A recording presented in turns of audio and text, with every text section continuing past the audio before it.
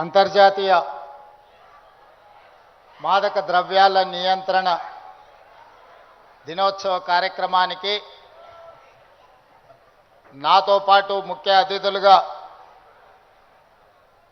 యువ మిత్రులు, ఫిల్మ్ ఇండస్ట్రీలో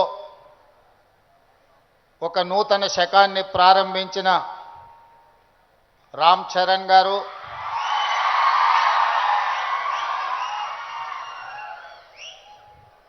అదేవిధంగా ఏ బ్యాక్గ్రౌండ్ మూవీ ఇండస్ట్రీలో లేకపోయినా కష్టపడితే రాణించవచ్చు అని నిరూపించిన మరో యువమిత్రులు విజయ్ దేవరకొండ గారు,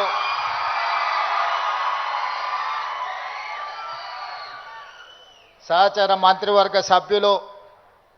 అడ్లూరి లక్ష్మణ్ గారు, చేవెళ్ల పార్లమెంట్ సభ్యులు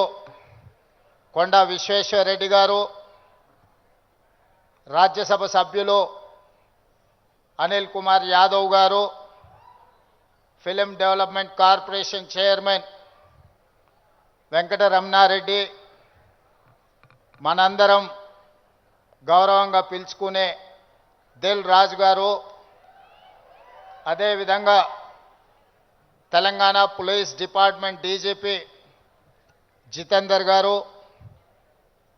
Telangana anti narcotics bureau DG Sandeep Sandilya గారు, ఇతర పోలీస్ ఉన్నతాధికారులు, డ్రగ్స్ మహమ్మారిని నియంత్రించాలి అని, స్పోర్ట్స్ని ఆదర్శంగా తీసుకోవాలని మీ అందరినీ ప్రభావితం చేయాలని విచ్చేసిన పుల్లెల గోపీచంద్ గారు, అదేవిధంగా ఈ కార్యక్రమంలో పాల్గొన్న కవులు, కళాకారులు, వందలాది మా యువమిత్రులందరికీ కూడా మనస్ఫూర్తిగా తెలంగాణ రాష్ట్ర ముఖ్యమంత్రిగా స్వాగతం పలుకుతున్నా. మిత్రులారా, ఈ ప్రాంతానికి, ఈ ప్రజలకు ఒక గొప్ప చరిత్ర ఉన్నది. ఆనాటి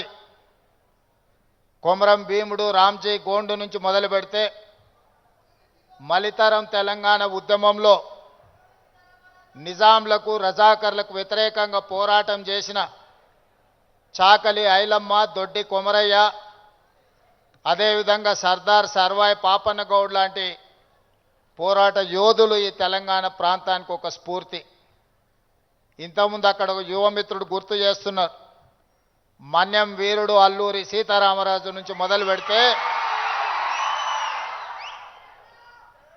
నల్లమల వీరుడు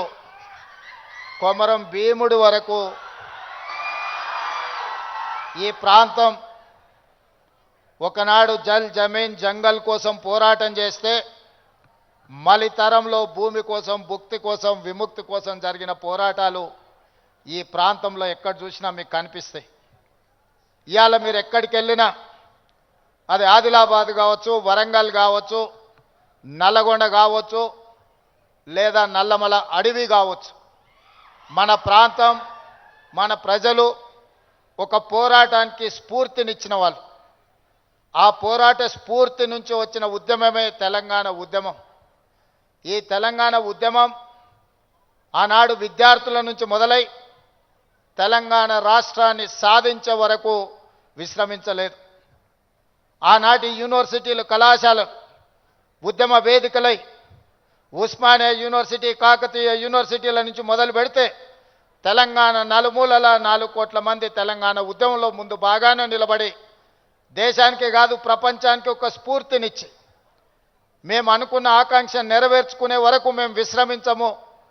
మా రాష్ట్రాన్ని మేము సాధించుకుంటాము అని చెప్పి ఒక ఉద్యమ స్ఫూర్తిని నింపి ఇవాళ తెలంగాణ రాష్ట్రాన్ని సాధించుకొని 11 సంవత్సరాలు పూర్తి చేసుకుంటున్న సందర్భంలో ఉద్యమ స్ఫూర్తితో ముందుకు వెళ్లాల్సిన తెలంగాణ రాష్ట్రం ఈరోజు డ్రగ్స్ మహమ్మారికి బలి అవుతున్నది అనంటే ఇది ఎంతో బాధపడవలసిన సందర్భము, మనందరం ఆలోచన చేయాల్సిన సందర్భం. మిత్రులారా, ఒకనాడు తెలంగాణ గడ్డ ఉద్యమాలకు వేదికైతే ఈనాడు ఇదే తెలంగాణ ప్రాంతం గంజాయికో డ్రగ్స్కో వేదికగా మారితే ఇది మనకు అవమానమా, ఇది మనకు ఆత్మగౌరవమా? ఒకసారి ఆలోచన చేయండి.